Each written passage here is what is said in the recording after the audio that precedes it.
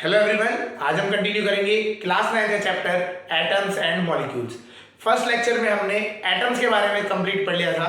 आज हम कंटिन्यू करेंगे मॉलिक्यूल से। चलिए स्टार्ट करते हैं आज का लेक्चर मॉलिक्यूल से।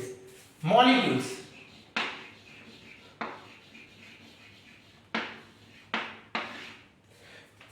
मॉलिक्यूल्स क्या होते हैं? जब हमारे एटम्स एक दूसरे से रिएक्ट करते हैं, they form molecules during a chemical reaction. चलिए लिखते हैं, when two or more atoms combine together,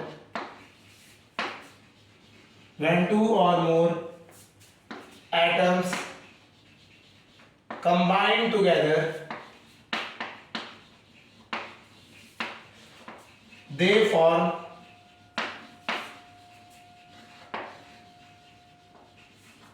form molecule. जब दो या दो से ज्यादा एटम्स एक साथ कंबाइन करते हैं तो वो हमेशा मॉलिक्यूल बनाते हैं। ठीक है, इसको मॉलिक्यूल फॉर्मेशन में हमेशा याद रखना है, केमिकल रिएक्शन इन्वॉल्व होती है। ठीक है, चलिए अब हम थोड़ा सा ये भी समझ लेते हैं, मॉलिक्यूल्स के कुछ टाइप्स बनाए गए हैं। ठीक है, मॉलिक्यूल्स दो टाइप के हो जाते हैं डिपेंडिंग अपॉन द एटम। किस टाइप के एटम कंबाइन कर रहे हैं उसके अनुसार दो टाइप के आपके मॉलिक्यूल्स होते हैं। First, molecules of an element, molecules of an element. इसका मतलब जो एटम्स हैं वो एक ही एलिमेंट के हैं। ठीक है, तो एक ही एलिमेंट के होने से सारे के सारे जो एटम्स हैं, जैसे आपका फॉर एग्जाम्पल भी हम एग्जाम्पल समझाते हैं। ठीक है, तो उसमें क्या होता है, एक ही एलिमेंट यूज हुआ है। जैसे आपका एग्जांपल ले लेते हैं CO2 O2, ठीक है, नाइट्रोजन गैस, उसके बाद आपका फ्लोरीन हो गया, क्लोरीन गैस हो गया, एक्सेट्रा। तो एक ही टाइप के एलिमेंट्स होने पे जो आपके मॉलिक्यूल्स बनते हैं उन्हें कहते हैं मॉलिक्यूल्स ऑफ एन एलिमेंट। और जो दूसरे होते हैं वो होते हैं मॉलिक्यूल्स ऑफ डिफरेंट एलिमेंट्स।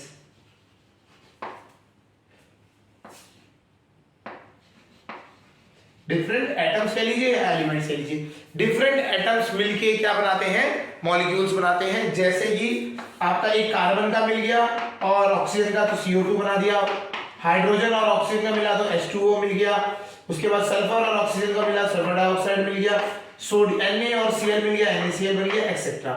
तो इस टाइप के जिस मॉलिक्यूल में दो या दो से अलग टाइप के एटम्स कंबाइन होते हैं उन्हें हम कहते हैं molecules of different atoms. And जो जिसमें एक ही एलिमेंट होते हैं, एटम्स ऑफ सेम एलिमेंट होते हैं, उन्हें हम कहते हैं मॉलिक्यूल्स ऑफ एन एलिमेंट। तो मॉलिक्यूल्स ऑफ एन एलिमेंट हमारे पास होते हैं ऑक्सीजन, नाइट्रोजन, ये जो गैसेज हैं हमारी। ठीक है, तो ये इस तरह से मिलते हैं। मॉलिक्यूल आपको समझ आ गया होगा। मॉलिक्यूल क्या होता है, जब दो या दो से ज्यादा एटम्स एक दूसरे से कंबाइन करते हैं तो वो मॉलिक्यूल बनता है। यहां आप देखेंगे तो दो ऑक्सीजन के एटम एक साथ कंबाइन करें तो O2 बन गया, दो नाइट्रोजन के कंबाइन करेंगे तो N2 बन गया। इधर एक कार्बन का दो ऑक्सीजन के कंबाइन करेंगे तो क्या बना, CO2 बना। दो हाइड्रोजन के और एक ऑक्सीजन का कंबाइन करेगा तो क्या बनेगा, H2O बना। तो यहाँ पे अलग अलग टाइप के एटम्स जुड़े हुए हैं, यहाँ पे सिमिलर टाइप के एटम्स जुड़े हुए हैं। मॉलिक्यूल्स हमें समझ आ गया कि जब अलग अलग एटम्स एक दूसरे से कंबाइन करते हैं तो वो मॉलिक्यूल बन जाते हैं। क्लियर हो गया। अच्छा, इसके ये जो मॉलिक्यूल्स होते हैं, अगर हम बात करें कितने एटम्स लगे हुए हैं, ठीक है ना, तो कितने एटम्स इसमें इन्वॉल्व है रिएक्शन में, कॉम्बिनेशन में, तो कॉम्बिनेशन में कितने एटम्स है उसके हिसाब से हम बात करते हैं। यहाँ पे एक टर्म आती है एटॉमिसिटी। चलिए समझते हैं उसे। मॉलिक्यूल समझ आ गया होगा आपको। अब हम बात करते हैं atomicity. Atomicity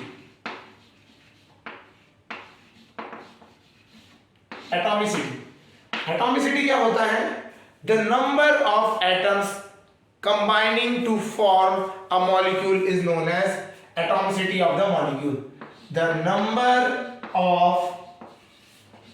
number of atoms combining together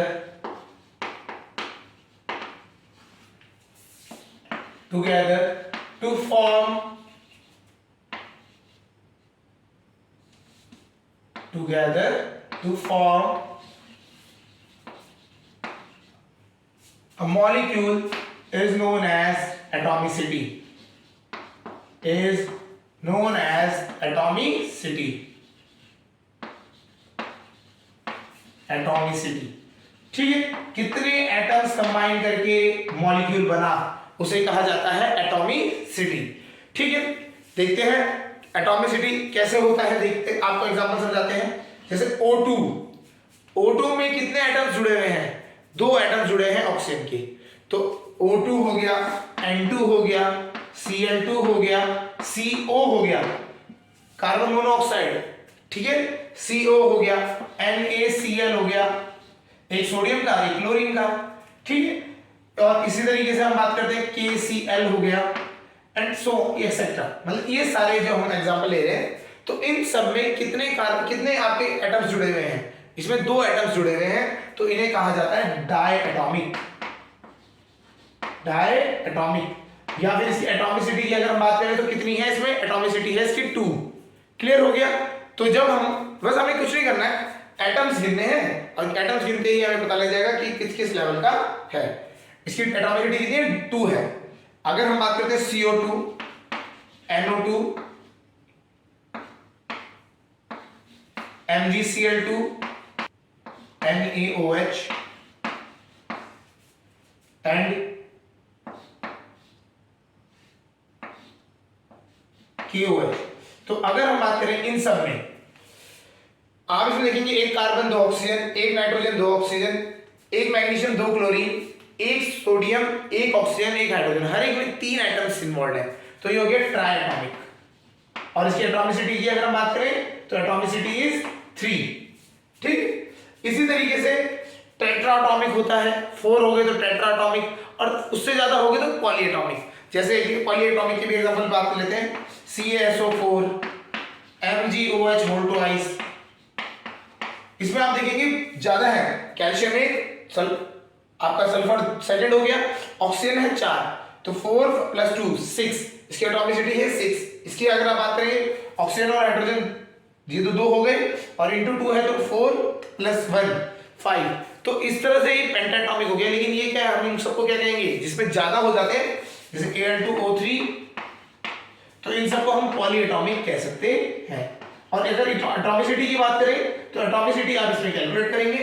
इसमें क्या है, इसमें टोटल नंबर ऑफ एटम्स कितने इन्वॉल्व हैं, 6, इसमें आप देखेंगे 5, इसमें भी 5 एंड सो ऑन। ठीक है, तो एटॉमिसिटी इज वेरी सिंपल, आपको बस एटम्स को देखना है, एटम्स को कितनी एटम्स है उनको काउंट करना है और आपको मिल जाएगा एटॉमिसिटी। क्लियर हो गया। तो इस तरीके से आप पता लगा सकते हैं डायएटॉमिक है, ट्राइएटॉमिक है या फिर पॉलीएटॉमिक है। समझ आ रहा होगा आपको। तो एक एटॉमिसिटी से हमें आइडिया लग जाता है कितने एटम्स उसमें रिएक्शन में इन्वॉल्व है। चलिए अब बात करते हैं,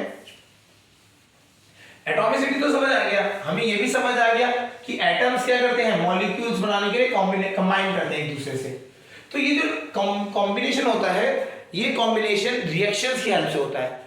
ठीक है, तो रिएक्शंस में कंबाइन रिएक्शन की वजह से क्या होता है, कॉम्बिनेशन हो जाता है एटम्स का। ठीक है, तो एटम्स जब कंबाइन करते हैं तो दे फॉलो सम रूल्स, या हम कह सकते हैं दे फॉलो सम लॉज। तो हम अब बात करते हैं laws of chemical combination. Laws of chemical combination, chemical combination.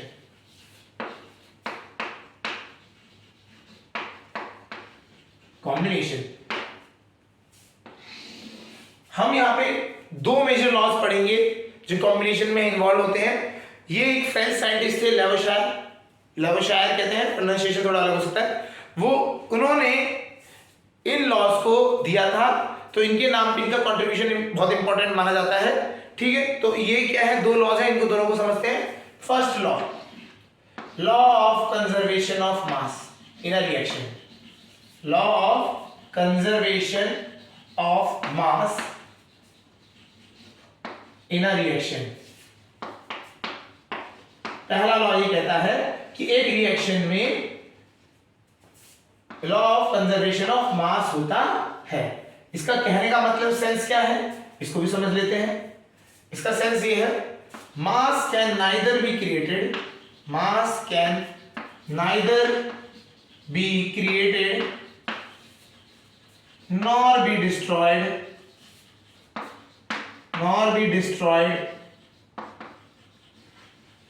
during a chemical reaction, during a chemical reaction. ठीक है, तो हम बात करें तो एक केमिकल रिएक्शन में कभी ना ही मास बनाया जा सकता है, ना ही क्रिएट करा जाएगा. There will be always conservation of mass. इसका मतलब अगर हम बात करें तो ऐसे कह सकते हैं मास ऑफ रिएक्टेंट. अभी होता क्या है रिएक्टेंट, ये समझ लेते हैं. कभी भी कोई रिएक्शन होती है तो वो क्या होता है, रिएक्टेंट क्या होते हैं, रिएक्टेंट होते हैं वो जो रिएक्ट कर रहे हैं, और रिएक्टेंट बनाते क्या है, प्रोडक्ट्स. रिएक्टेंट बनाते हैं प्रोडक्ट्स. ठीक है, तो according to the law mass of reactant is always equal to mass of product. जो प्रोडक्ट का मास है उसके हमेशा बराबर होगा. तो ये कंसेप्ट इन्होंने दिया था. इसकी एक एप्लीकेशन है बहुत बड़ी अच्छी, आप 10th में जाके सीखेंगे. इसकी एप्लीकेशन क्या है, balancing of a chemical reaction. ठीक है, एप्लीकेशन इसकी होती है balancing of chemical reaction, balancing of chemical reaction. जो भी हमारी रिएक्शंस होती हैं उनको हम जब हम इक्वेशन की सिंबॉलिक फॉर्म में लिखते हैं तो इक्वेशन बन जाती है. तो हम हमें हमेशा उसको बैलेंस करना पड़ेगा, क्योंकि मास can neither be created nor be destroyed. Balance मतलब रिएक्टेंट साइड में जितने भी एटम्स हैं उतने ही आपके कहां पे होने चाहिए, प्रोडक्ट साइड में होने चाहिए. उसी को हम कहते हैं लॉ ऑफ कंजर्वेशन ऑफ मास. ठीक है, तो हमें एक चीज सिंपल समझनी है कि मास can neither be created nor be destroyed. एक अगर रिएक्शन होगी तो जितना मास रिएक्टेंट का होगा उतना ही प्रोडक्ट का होगा. चलिए एक एग्जांपल से समझ लेते हैं. हमने बोला हाइड्रोजन गैस रिएक्ट करेगी ऑक्सीजन से और वो बना रही है वाटर. ठीक है, तो अगर आपको बताया जाए कि बोला जाए कि हाइड्रोजन गैस आपकी 20 ग्राम यूज करी, हाइड्रोजन आपकी 20 ग्राम यूज करी, ऑक्सीजन आपने 320 ग्राम्स यूज करी, तो वाटर कितने ग्राम्स बनेगा, वाटर कितने ग्राम्स बना होगा. ठीक है, तो यहां पे ये कंसेप्ट आता है. अगर ये दोनों रिएक्ट करा है तो हमारा जो प्रोडक्ट होगा वो हमेशा क्या होगा, इन दोनों का सम होगा. तो टोटल कितना बन गया वहां पे 340 ग्राम्स. 340 ग्राम्स, 20 ग्राम्स आपका हाइड्रोजन, 320 ग्राम्स आपका ऑक्सीजन, तो 340 ग्राम्स क्या हो जाएगा आपका वाटर. तो ये कंसेप्ट आपको समझना है कि अगर आप रिएक्टेंट्स के टोटल मास को अगर आप लेंगे तो वो हमेशा प्रोडक्ट के मास के बराबर होगा. अगर सपोज करिए रिएक्शन ये तो कंप्लीट रिएक्शन हो गई तब की बात है. अगर ये रिएक्शन कंप्लीट नहीं होती है तो कुछ अमाउंट इसका अगर बच जाता है तो वो भी हम उस पर प्रोडक्ट में काउंट करेंगे. क्लियर हो गया. तो हमारे को क्या है, हमेशा बैलेंस होना चाहिए. जितना हमने स्टार्टिंग में प्रोडक्ट डाला उतना ही उसका फाइनल रिजल्ट होना चाहिए. ठीक है, तो ये हमेशा एक रिएक्शन में होता है. केमिकल रिएक्शन में हमेशा याद रखना है जितना हमारा, जैसे हाइड्रोजन कितने हैं, अभी हमारे यहाँ 2 हैं, ऑक्सीजन कितने हैं, 2 हैं, तो यहाँ पे भी हमारे क्या होने चाहिए, 2 और 2 होने चाहिए, लेकिन है अभी यहाँ पे नहीं है. इसी को हम अब क्या करेंगे, बैलेंस करेंगे. जो हम आपको बता रहे थे एप्लीकेशन होती है balancing of a chemical equation, तो वो इसी से निकली है. देखिए हाइड्रोजन यहाँ 2 है, वहां पे 2 है, ओके. ऑक्सीजन 2 है, वहां पे सिंगल है, रॉन्ग, गलत हो जाएगा. तो हमें क्या करना पड़ता है, बैलेंस करना पड़ता है. ऑक्सीजन को 2 कर देंगे तो हमारा हाइड्रोजन भी कितना करना पड़ेगा 2. तो अब आप देखेंगे हाइड्रोजन कितने हैं, 2 2 जा 4, यहाँ पे कितने हाइड्रोजन, 2 2 जा 4, ऑक्सीजन कितने हैं 2, ये कितने हैं 2. तो इस तरीके से ये बैलेंसिंग करी जाती है. और ये बैलेंसिंग किस पे वर्क करती है, law of conservation of mass in a chemical reaction. तो लॉ ऑफ कॉम्बिनेशन समझ आ गया होगा पहला. उसमें पहला लॉ है law of conservation of mass, that is a mass can neither be created nor be destroyed in a chemical reaction. कोई भी आप केमिकल रिएक्शन करेंगे तो उसमें ना ही मास क्रिएट होगा ना ही मास डिस्ट्रॉय होगा. ठीक है, तो एक्स्ट्रा नहीं होगा, ना ही बढ़ेगा ना ही घटेगा. ठीक है, उसकी एप्लीकेशन क्या है, balancing of a chemical reaction, जैसे हमने आपको करके दिखाई. हाइड्रोजन कितने थे, हाइड्रोजन आपके 2 थे, यहाँ पे भी 2 थे ऑक्सीजन, लेकिन यहाँ पे कितने 2 थे और वहां पे 1 था, तो हमें इसको बैलेंस करना पड़ा। अब आप देखेंगे बैलेंसिंग करने के बाद यहाँ हाइड्रोजन आपके 4 है, ऑक्सीजन 2 है, यहाँ हाइड्रोजन 4 है, ऑक्सीजन 2 है, तो प्रोडक्ट में जितने हाइड्रोजन है उतने ही रिएक्टेंट में है, जितने प्रोडक्ट में ऑक्सीजन है उतने ही रिएक्टेंट में ऑक्सीजन है। तो इसे हम कहते हैं law of conservation of mass in a chemical reaction. ये होता है हमारा फर्स्ट लॉ। ठीक, समझ आ गया होगा। चलिए आगे बढ़ते हैं सेकंड लॉ की तरफ।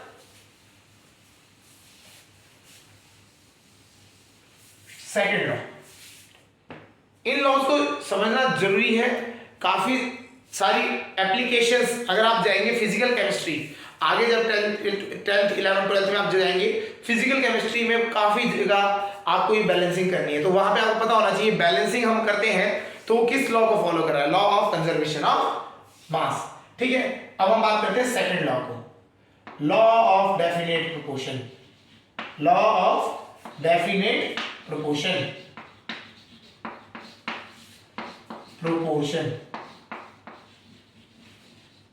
Law of definite proportion.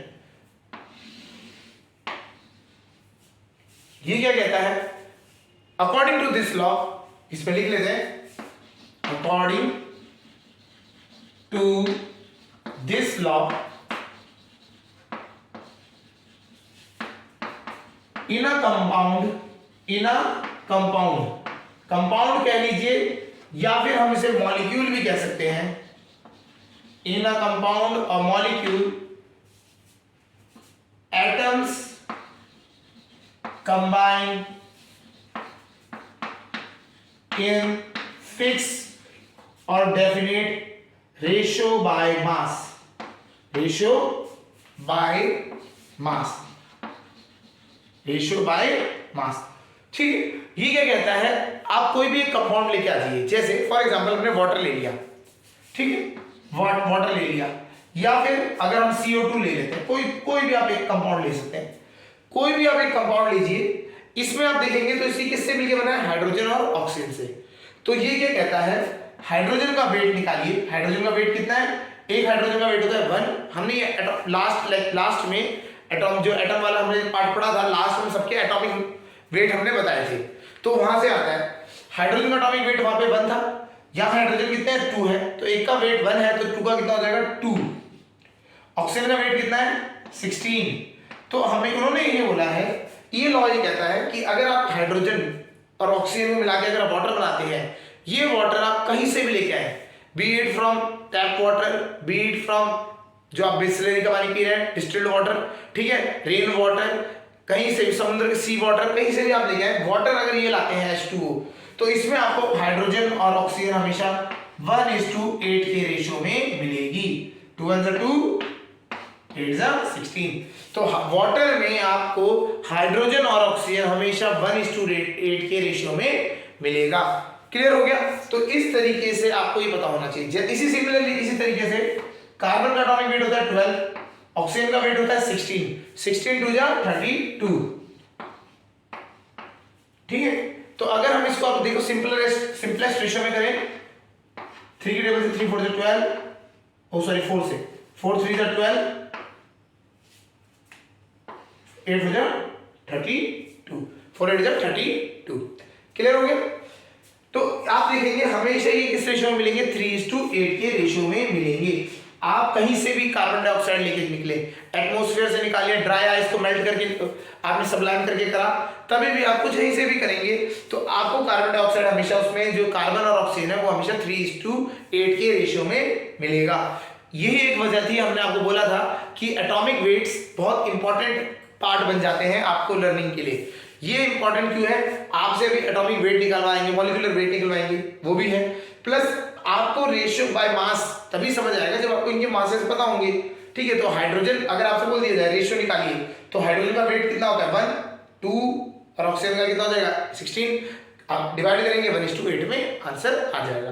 तो डेफिनेट प्रोपोर्शन ये कहता है कि अगर आप कहीं से भी एक कंपाउंड को लेके आते हैं तो उसका जो रेशियो होगा एटम्स का बाय मास, तो वो क्या होगा, फिक्स रहेगा हर एक पर्टिकुलर टाइप के मॉलिक्यूल के लिए।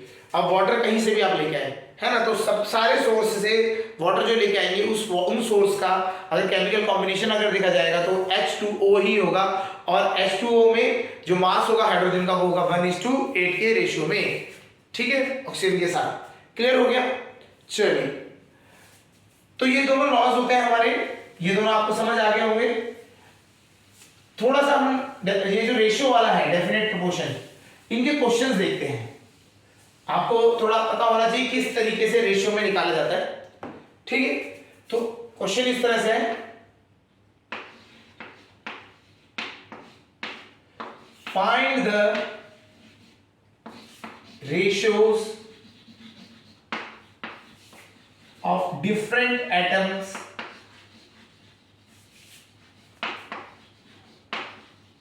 in following compounds by mass।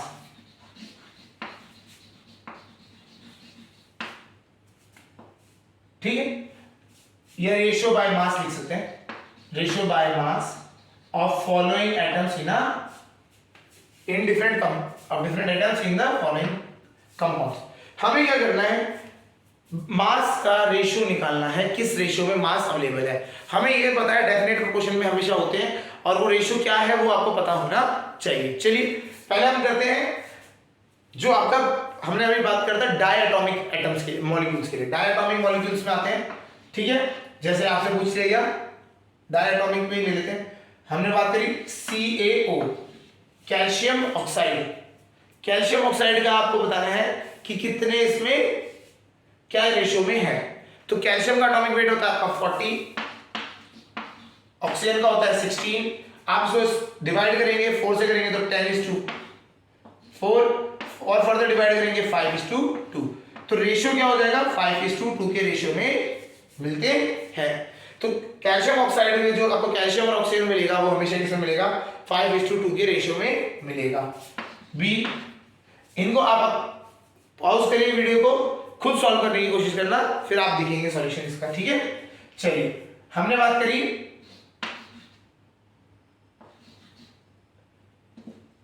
NaH, sodium hydride, इसकी बात करते हैं। तो इसमें आप पॉज करके आप कर सकते हैं। सोडियम का एटॉमिक वेट होता है 23, हाइड्रोजन का होता है 1, तो इसका रेशियो क्या रहेगा 23:1। क्लियर। थर्ड देख लेते हैं, अब थोड़े बड़े कंपाउंड देख लेते हैं, ठीक है। फॉर एग्जांपल हमने यहां बात करी CaCl2, कैल्शियम क्लोराइड, इसकी बात करते हैं। कैल्शियम का एटॉमिक वेट 40, क्लोरीन का कितना होता है, क्लोरीन का होता है 35.5 एक का। अगर 2 का बात करेंगे तो इसको 2 से मल्टीप्लाई करेंगे तो 71, तो इसका जो रेशियो आएगा दैट विल बी 40:71। क्लियर हो गया होगा।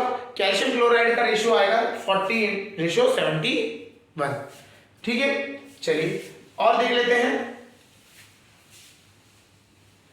थोड़ा सा जिसमें थोड़ा प्रॉब्लम होती है लोगों को, उनमें भी आएंगे। अभी पहले थोड़ा बेसिक्स कंप्लीट कर लेते हैं। SO2, सल्फर डाइऑक्साइड, SO2 जो है उसके लिए हम बात करते हैं, ठीक है। सल्फर का एटॉमिक वेट आपको पता होना चाहिए, फर्स्ट 20 एलिमेंट्स के तो एटॉमिक वेट आपको याद ही होने चाहिए। सल्फर का होता है 32, ऑक्सीजन का एक का होता है 16, और 2 का कितना हो जाएगा 16 2 32। तो सल्फर डाइऑक्साइड में जो रेशियो होता है वो होता है 1:1। क्लियर हो रहा है। चलिए नेक्स्ट देखते हैं।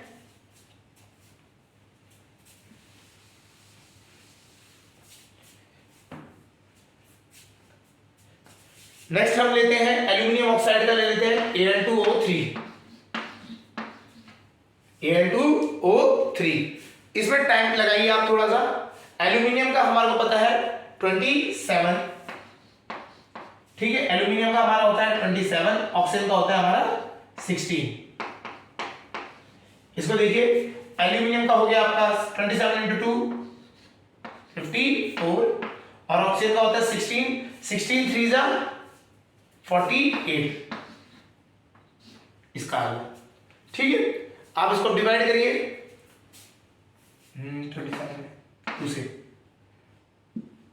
2 से करेंगे 27 एंड 24, 27:24 और 3 से भी जाएगा,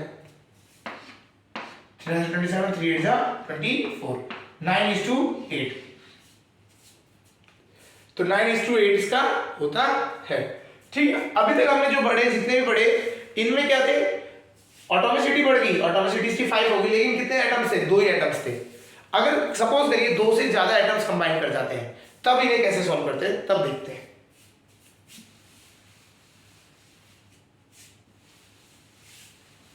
अगर 2 से ज्यादा एटम्स कंबाइन हो जाते हैं तो इसके लिए बात करते हैं। तो एक और एक एग्जांपल लेते हैं। आपको बोला गया H2SO4। अब हम यहां देखिए एटम्स कितने हैं, हाइड्रोजन है, सल्फर है और ऑक्सीजन है, 3 एटम्स हैं आपके यहाँ पे।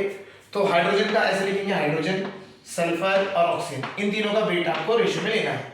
हाइड्रोजन का एक का होता है 1, कितने हाइड्रोजन है, यहाँ 2 है तो इसलिए 2। सल्फर का हो गया 32, ऑक्सीजन में कितना हो गया, ऑक्सीजन का होता है 16, 16 4 जा 64। क्लियर हो गया, इस तरीके से आपका हो गया 1:2। अब 2 से डिवाइड कर देंगे, सबसे छोटा जो नंबर है जिससे डिवाइड हो सकता है ये पूरा कंप्लीट, 2 से हो जाएगा 2 1 2 16 एंड 2 32। तो ये आपका क्या रेशियो आ गया, 1:16:32। तो आपको क्वेश्चन में आपको बस ये देखना है कि कौन कौन से एटम्स हैं और एटम्स का क्या क्या मास होता है वो आपको पता होना चाहिए। क्लियर हो गया, एक और क्वेश्चन देख लेते हैं। CaSO4 कैल्शियम सल्फेट, ठीक है, कैल्शियम का, सल्फर का और ऑक्सीजन का, ये तीनों का रेशियो हमें बताना है। कैल्शियम होता है 40, सल्फर है यहाँ पे 32, ऑक्सीजन होता है 16, 16 4 जा 64। ठीक है, चलिए कौन से टेबल से जाएगा, ये जाएगा 4 से कट जाएगा, हाँ 4 से जाएगा, 10 8, ओके और भी जाएगा, अभी और भी 2 से कैंसिल आउट होगा, 2 5 जा 2 4 जा एंड 2 8 जा 16, 5:4:8। तो ये इसका रेशियो है। तो आपको ये समझना है, कोई भी आपको कंपाउंड दिया जाए उसमें आपको ज्यादा हिचकना नहीं है, सिंपल है, उनको लिखना है कितने उसके एटम्स हैं, एटम्स के हिसाब से उनका एटॉमिक वेट लिख देना है। चलिए एक क्वेश्चन आता है जिसमें होल लगता है, जैसे फॉर एग्जांपल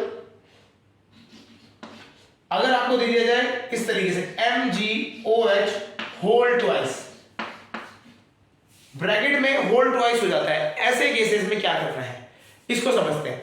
ठीक है, तो इसमें यहां पे भी 3 ही है आपके, MgO और H, ये 3 है आपके। ठीक है, चलिए Mg मैग्नीशियम, मैग्नीशियम का कितना होता है 24, कितने एटम है, 1 एटम है। ठीक है, ऑक्सीजन के कितने एटम है, यहां पे आता है कंफ्यूजन, ऑक्सीजन के कितने एटम है। लोग क्या करते हैं, ऑक्सीजन का तो 1 ले लेते हैं, हाइड्रोजन के 2 ले लेते हैं, नहीं, होल है तो मतलब ऑक्सीजन के भी 2 है और हाइड्रोजन के भी 2 है, तो ऑक्सीजन के 2 मतलब 16 जा 32, हाइड्रोजन कितने थे 2, तो 2 सबसे कॉमन, सबसे छोटा फैक्टर 2 से, ये 2 से कैंसिल आउट होगा, 2 16 12, तो रेशियो इज 12:16:1, तो ये इसका आंसर हो गया।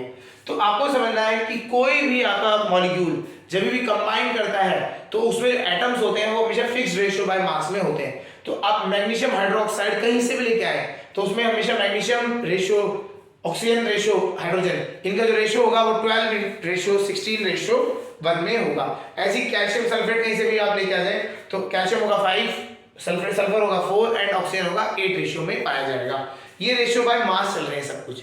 क्लियर हो गया, चलिए समझ आ गया होगा। ठीक,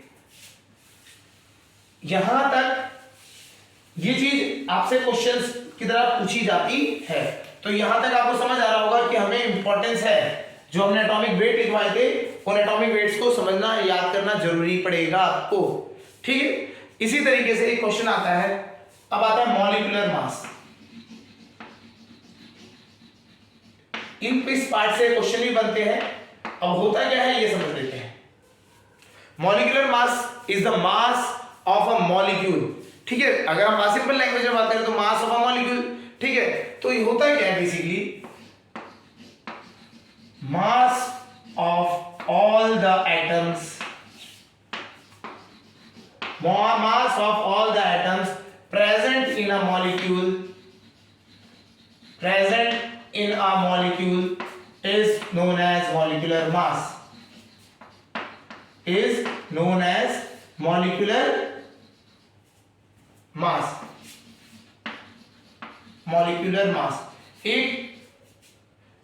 एक मॉलिक्यूल में जितने भी mass of all the atoms, ठीक है ना, तो उन सबको आप ऐड कर दोगे तो क्या हो जाएगा, मॉलिक्यूलर मास निकल जाएगा।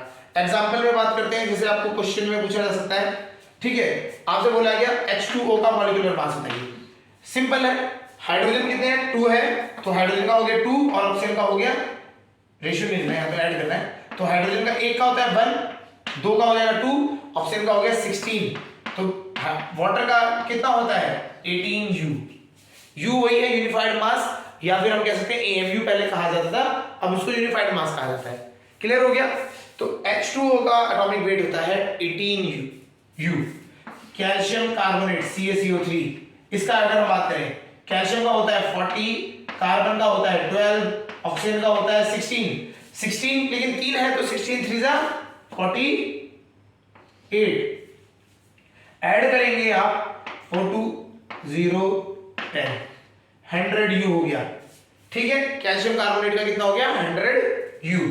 ऐसे ही अगले का आप अपने आप ट्राई कीजिए, H2SO4, हाइड्रोजन का ऐसे भी लिख सकते हैं, हाइड्रोजन का 1 होता है, 2 का कितना हो जाएगा 2, सल्फर का होता है 32, ऑक्सीजन का होता है 16, लेकिन 16 4 जा 64, ऐड करेंगे 8 98U, इसका आंसर आ गया 98U।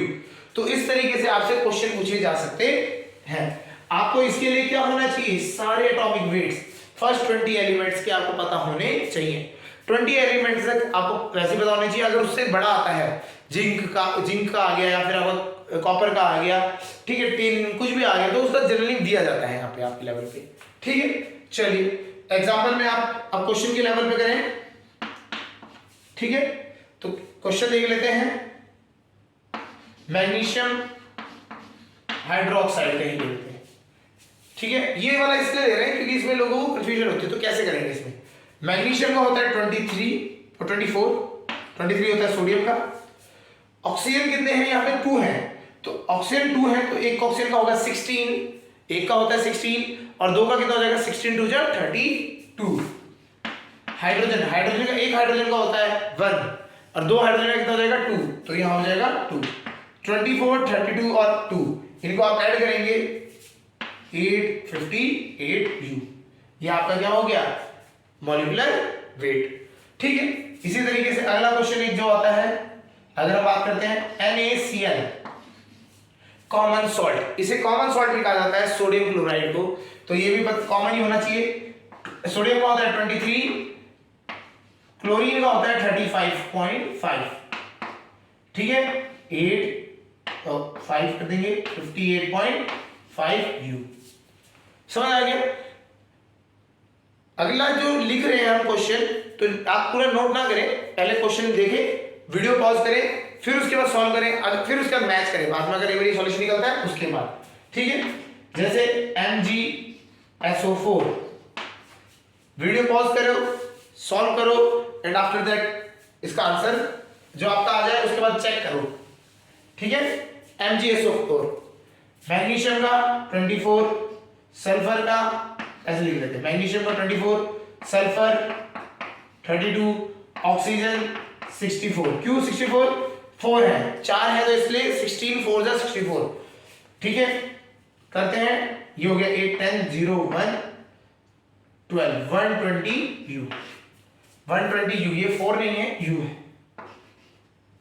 ठीक है। 120U, 120 यूनिफाइड मास, या फिर हम कह सकते हैं AMU, atomic mass unit. Clear हो गया, ठीक है। इस तरीके से आप बहुत सारे कंपाउंड्स हैं, आप उनको बनाएं, उसको सॉल्व कर सकते हैं। क्लियर हो रहा है यहाँ तक? तो मॉलिक्यूलर मास सबको समझ आ गया होगा। एक और टर्म इंट्रोड्यूस होती है, वो होता है फॉर्मूला मास, ठीक है। फॉर्मूला मास, फॉर्मूला मास और मॉलिक्यूलर मास जस्ट सेम ही है, ऐसा कोई डिफरेंस नहीं है। फॉर्मूला मास यहां पे हम बात करते हैं present in a molecule. Molecule की बात करें तो ये मॉलिक्यूल का पूरा एक स्ट्रक्चर आ जाता है। मॉलिक्यूल क्या होता है, पूरा स्टेबल फॉर्म होता है, ये इंडिपेंडेंटली एग्जिस्ट कर सकता है। लेकिन कभी कभी क्या होता है, इसमें क्या होता है, हम उसमें से कुछ पार्ट निकाल लेते हैं। जैसे फॉर एग्जांपल C6H12O6, C6H12O6 अगर आप देखेंगे तो कार्बन 6 है, आपके हाइड्रोजन 12 है और ऑक्सीजन 6 है, ठीक है। तो इसको अगर हम क्या करते हैं, जब हम इसका रेशियो बाय मास निकालेंगे तो इसमें ऐसा एक फॉर्म बन सकता है। अगर आप देखेंगे CH2O, 6 से पूरे हर एक एलिमेंट को डिवाइड कर देंगे तो एक कार्बन का, एक हाइड्रोजन का, हाइड्रोजन में 2 हो गए, ऑक्सीजन का 1, तो ये बन जाता है फॉर्मूला मास। कभी कभी इस तरीके से लिखा जाता है, तो एक किसी भी कंपाउंड का फॉर्मूला लिख दिया जाता है, या फिर कभी कभी इस तरह से लिखा जाएगा। आपको इस तरह लिखा होगा, जैसे कार्बोहाइड्रेट्स होते हैं, कार्बोहाइड्रेट्स का जनरल फॉर्मूला होता है, तो ये फॉर्मूला हो गया, फॉर्मूला मास कहते हैं इसका। अगर ऐसे फॉर्मूला दिया गया हो और इस फॉर्मूले का आपको मास निकालने के लिए कह दिया जाए तो इसे क्या होगा, फॉर्मूला मास कहा जाएगा। होता सेम मॉलिक्यूलर मास की तरह ही है, कोई डिफरेंस नहीं है, ठीक है, but it is known as formula mass. जैसे मॉलिक्यूल था मेरे पास C6H12O6, ग्लूकोज का मॉलिक्यूल, इसका अगर मॉलिक्यूलर वेट निकालूंगा मैं, कार्बन होता है 12, ठीक है, 12 6 है तो 72, हाइड्रोजन होता है 1 और ये 12 है तो यहां हो जाएगा 12, ऑक्सीजन होता है आपका 16 6 96, 16 6 96 हो गया। अब आप इनको ऐड कर देंगे, 0 10 18 180U हो गए। अब इससे क्या है, फॉर्मूला निकाल के दिया कभी किसी ने, आपको बोला कि भैया ये इसका 6 से डिवाइड करके रेशियो से निकाला भाई, ये आ गया, ठीक है।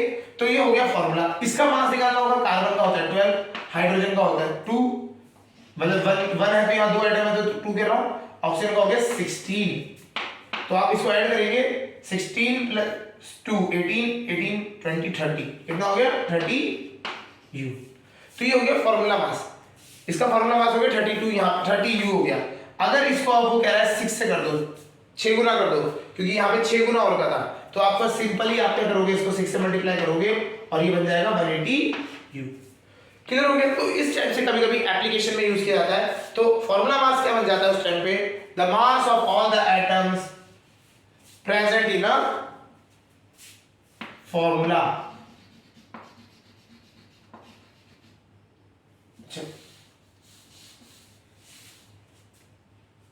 प्रेजेंट इन अ फॉर्मूला पूरा लिख लेते हैं ऑफ अ मॉलिक्यूल। किसी भी एक मॉलिक्यूल का फॉर्मूला लिखा होगा is known as formula mass, ठीक है, उसको क्या कहा जाएगा, फॉर्मूला मास कहा जाएगा। बेसिकली केमिस्ट्री में आप आगे जाके पढ़ेंगे, काफी सारे कंपाउंड्स होते हैं, उनकी जनरल फॉर्मूला बना देते हैं, तो उससे क्या होता है, एक फॉर्मूला मास आराम से निकालते हैं, फिर एक कंपोनेंट दिया जाता है, उससे आप मल्टीप्लाई करेंगे, अपने आप ये आपका मास निकलता चले जाएगा। तो जनरल फॉर्म में लेके जाने के लिए हम यहाँ पे फॉर्मूला मास का कंसेप्ट लेते हैं, ठीक है। मेथड सेम ही है, जैसे हम मॉलिक्यूलर मास निकालते हैं उसी तरह से फॉर्मूला मास निकालते हैं। आप 10th में जाएंगे तो 10th में आप पढ़ेंगे एम्पिरिकल फॉर्मूला, तो तब वहां पे कंसेप्ट को समझने में और अच्छा रहेगा। क्लियर हो रहा है। तो मॉलिक्यूलर मास और फॉर्मूला मास जस्ट आपके लिए सेम है, ठीक है। तो हमने मॉलिक्यूल समझ लिया कि व्हाट इज मॉलिक्यूल्स। मॉलिक्यूल्स में भी हमने बात करी एटॉमिसिटी कैसे होता है, डायटॉमिक, ट्राइएटॉमिक, टेट्रा, पॉलीएटॉमिक, ये सब हमने समझ लिया। फिर उसके बाद हमने इनके जो लॉज ऑफ कॉम्बिनेशंस होते हैं जिससे मॉलिक्यूल्स बनते हैं, जो भी रिएक्शंस होते हैं, कोई भी रिएक्शन होगी केमिकल, तो उसमें जो लॉज फॉलो होंगे, लॉ ऑफ केमिकल रिएक्शंस हमने दोनों पढ़ लिए, law of conservation of mass, law of definite proportion, ठीक है। फिर हमने बात करी थी कि जो डेफिनेट प्रोपोर्शन होता है, लॉ ऑफ डेफिनेट प्रोपोर्शन, तो उसमें जो रेशियो चलते हैं, मास का रेशियो किस तरीके से निकालते हैं, वो हमने उसके रेशियोज निकाल के देखा है, ठीक है। एंड लास्ट में हमने मॉलिक्यूलर मास समझा और मॉलिक्यूलर मास के बाद हमने फॉर्मूला मास यहाँ पे समझ लिया। क्लियर हो गया। तो इस लेक्चर में यहाँ तक ही। इसके बाद हम बात करेंगे आयंस के बारे में, कैटायंस, उनकी वैलेंसीज क्या होती हैं, और वैलेंसीज के बाद हम आगे इसके कंपाउंड्स कैसे फॉर्म होते हैं वहां पे समझेंगे। क्लियर, ठीक है। आज के लिए इतना ही, ओके।